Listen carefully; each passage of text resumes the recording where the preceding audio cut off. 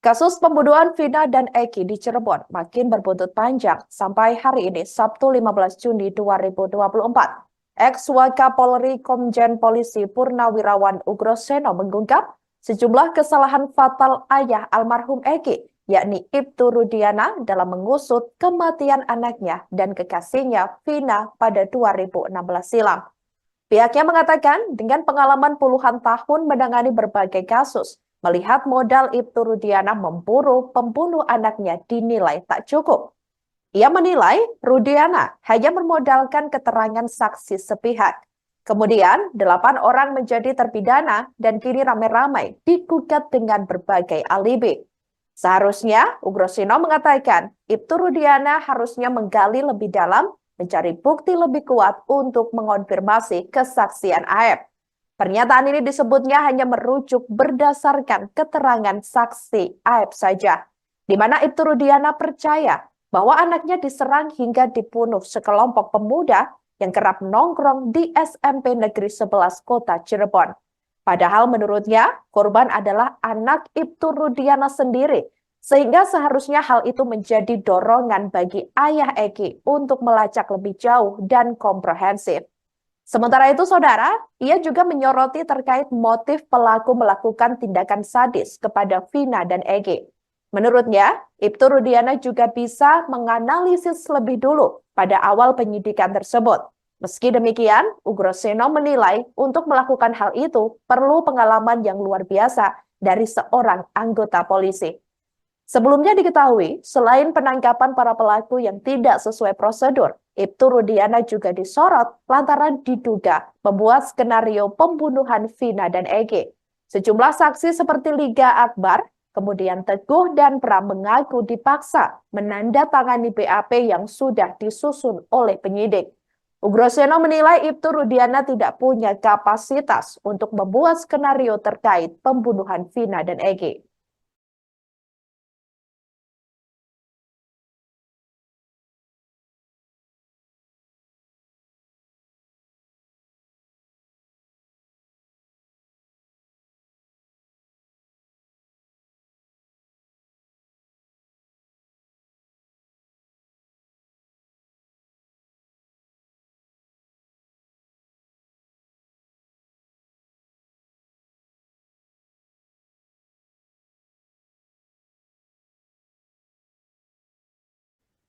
Muncul sosok baru dalam kasus pembunuhan Vina dan Eki di Cirebon.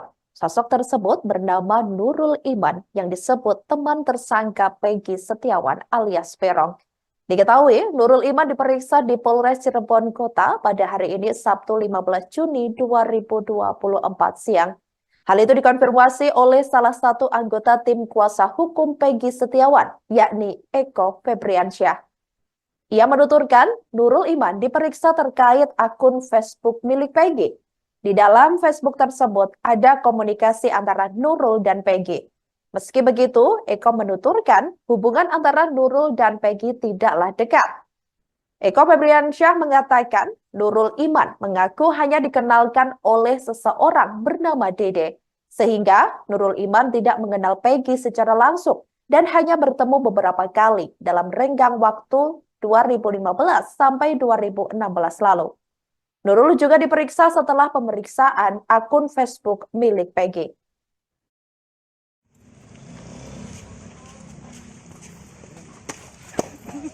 Awas, tenang.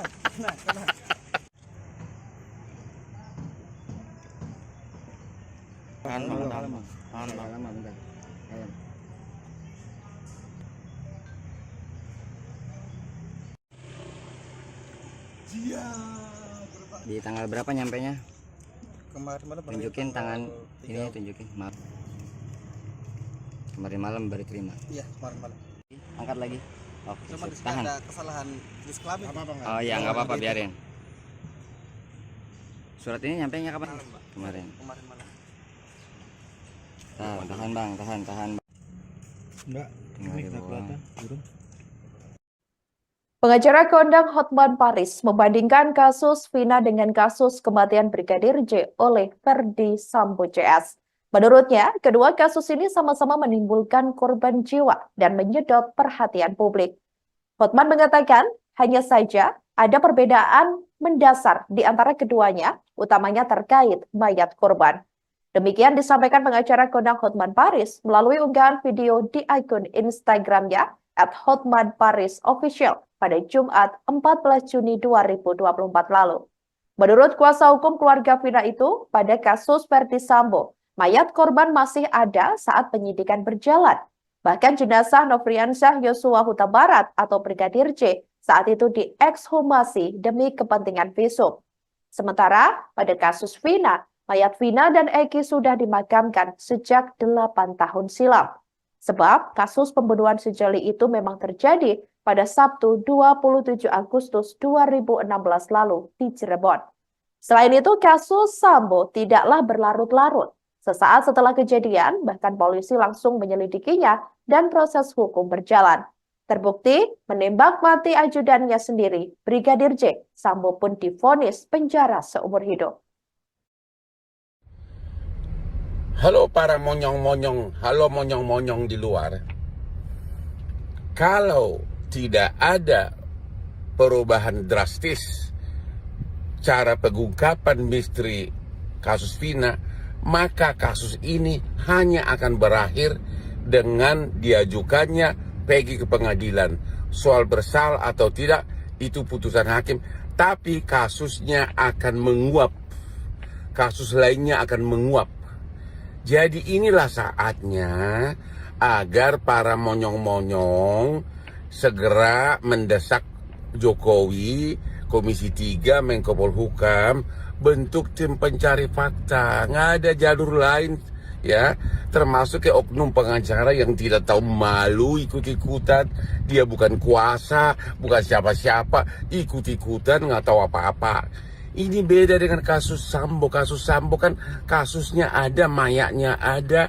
Langsung waktu itu kan semua orang lihat. Kalau ini kan udah 8 tahun lalu, sudah beda. Halo para monyong-monyong, jangan ingin murahan aja tampil di TV agar masuk TV. Kuasa bukan, siapa bukan, tampil di TV. Malu-maluin kalau mau masuk TV, ikut saya aja. Aku dikejar TV tiap hari, aku tidak mau. Para monyong-monyong.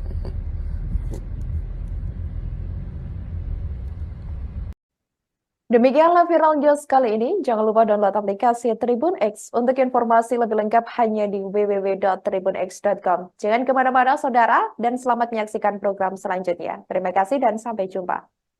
Download Tribun X sekarang, menghadirkan lokal menjadi Indonesia.